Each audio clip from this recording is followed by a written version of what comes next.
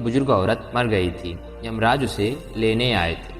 औरत ने यमराज से पूछा, आप मुझे स्वर्ग ले जाएंगे या नरक? यमराज बोले, दोनों में से कहीं नहीं।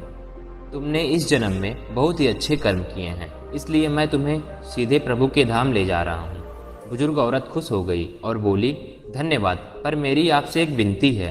मैंने यहाँ धरती पर सबसे स्वर्ग और नरक के बारे में बहुत सुना है, इसलिए मैं एक बार दोनों जगहों को देखना चाहती हूँ। यमराज बोले, तुम्हारे कर्म अच्छे हैं, इसलिए मैं तुम्हारी यह इच्छा पूरी करता हूँ। चलो हम स्वर्ग और नरक के रास्ते से होते हुए प्रभु के धाम चलेंगे। दोनों चल पड़े। सबसे पहले नरक आया। नरक में बुजुर्ग औरत ने जोर जोर से लोगों के रोने की आवाज़ सुनी।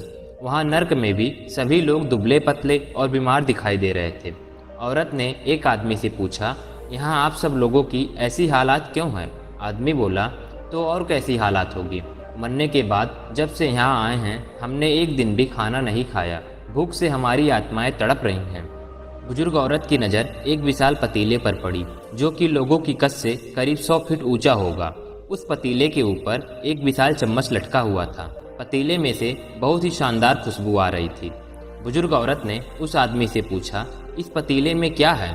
आदमी मायूस होकर बोला, ये पतीला बहुत ही स्वादिष्ट खीर से हर समय भरा रहता है। बुजुर्ग औरत ने हैरानी से पूछा, इसमें खीर है तो आप लोग पेट भर के ये खीर क्यों नहीं खाते? भूख से क्यों तड़प रहे हैं? आदमी रो रो कर बोलने लगा, कैसे खाएं? ये पतीला 100 फीट ऊंचा है, हम में से कोई भी उस पतीले तक नहीं पहुंच पाता। यह सुन बुजुर्ग औरत को उन सब पर तरस आ गया। सोचने लगी, बेचारे खीर का पतीला होते हुए भी भूख से बेहाल हैं। शायद ईश्वर ने इन्हें यही दंड दिया होगा। अब यमराज बुजुर्ग औरत से बोले, चलो हमें देर हो रही है। दोनों चल पड़े। कुछ दूर चलने पर स्वर्ग आया। वहाँ पर बुजुर्ग औरत को सबके हंसने और खिलखिलाने की आवाज़ सुनाई दी। सब लोग बहुत खुश दिखाई दे रहे थे। उनको खुश देखकर बुजुर्ग औरत और भी खुश हो गई। पर वहाँ स्वर्ग में भी बुजुर्ग औरत की नज़र वैसे ही 100 फीट ऊंचे पतीले पर पड़ी जैसा नर्क में था। उसके ऊपर भी वैसा ही चम्मच रखा हुआ था। बुजुर्ग औरत ने वहाँ लोगों से पूछा, इस पतीले में क्या है?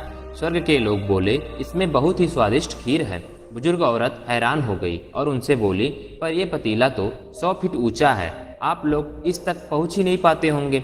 उस हिसाब से तो आप लोगों को खाना मिलता ही नहीं होगा, आप लोग भूख से बेहाल होंगे। पर मुझे तो आप सब बहुत खुश लग रहे हो, ऐसा कैसे? इनमें से एक व्यक्ति बोला, हम सब लोग तो इस पतीले में से पेट भरकर खीर खाते हैं। औरत बोली, पर कैसे? पतीला तो बहुत ऊंचा है। तब व्यक्ति बोला, तो क्या हो गया? पतीला ऊंचा है तो यहाँ पर कितने सारे पेड़ हैं। हमने इन पेड़ों की लकड़ी ली, उसको काटा और एक विशाल सीढ़ी का निर्माण किया। उस लकड़ी के सीढ़ी के सहारे हम पतीले तक पहुँचते हैं और हम सब मिलकर खीर का आनंद लेते हैं। बुजुर्ग औरत यमराज की तरफ देखने लगी। यमराज मुस्कुराते हुए बोले, ईश्वर ने स्वर्ग और नरक मनुष्य के हाथ में सौंप रखा है। चाहे तो अपने लिए नरक बना ले, चाहे तो अपने लिए स्वर्ग। ईश्वर ने सबको एक समान हालातों में डाला है। उसके लिए उसके सभी बच्चे समान हैं। वह किसी से भेदभाव नहीं करता। वहाँ नरक में भी पेड़ पौधे सब थे, पर वहाँ लोग खुद ही आलसी हैं। उन्हें खीर हाथ में ही चाहिए। वह कोई काम नहीं करना चाहते, कोई मेहनत नहीं करना चाहते, इसलिए भूख से बेहाल हैं। क्योंकि यही तो ईश्वर की बनाई इस दुनिया का नियम है। जो कर्म करेगा, मेहनत करेगा, उसी को मीठा फल खाने को मिलेगा। स्वर्ग के सपने छोड़ दो, नरक का डर छोड़ दो। बस आपकी वजह से किसी का दिल ना दुखे, इतना सोचो और बाकी सब कुदरत पर छोड़ दो। दोस्तों, यह कहानी अच्छी लगी तो लाइक एंड सब्सक्राइब जरूर करें। धन्यवाद।